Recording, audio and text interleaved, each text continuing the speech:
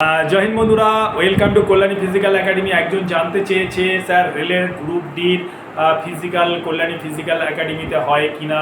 অবশ্যই হয়, কারণ রেলের গ্রুপ ডি যেটা মেন চাইছে 1 মাইল দৌড়, সেই দৌড়টা কিন্তু এখানে আমরা প্র্যাকটিস করাই। তাছাড়া ছেলে বা মেয়ে সবাই কিন্তু করতে পারো রেলের গ্রুপ ডির জন্য ফিজিক্যালের প্র্যাকটিস।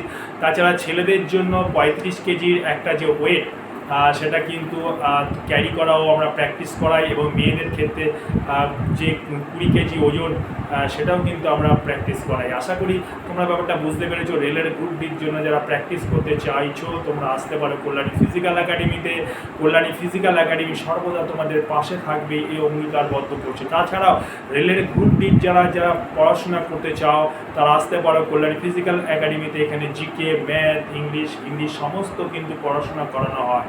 অর্থাৎ আম্মুমান ছেলেরা কিন্তু মেন হচ্ছে যেটা রিটেনের জন্য ভুগতে থাকে, যে রিটেনের জন্য ভালো টিচার কোথায় পাবো।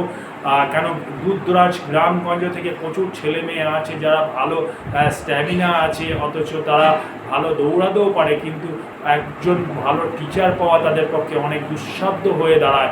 সুতরাং তোমরা যারা ভাবছো যে শহরে আসবে কল্যাণী, আসতে পারো। কল্যাণী একটা সুন্দর শহর, এই শহরে কিন্তু সব কিছুই তোমরা পেয়ে যাবে হাতের মুঠোর মধ্যে, এবং তোমরা এখানে এসে আমাদের সঙ্গে যোগাযোগ করতে পারো। আশা করি ব্যাপারটা বুঝতে পেরেছো। জয় হিন্দ, বন্দে মাতরম।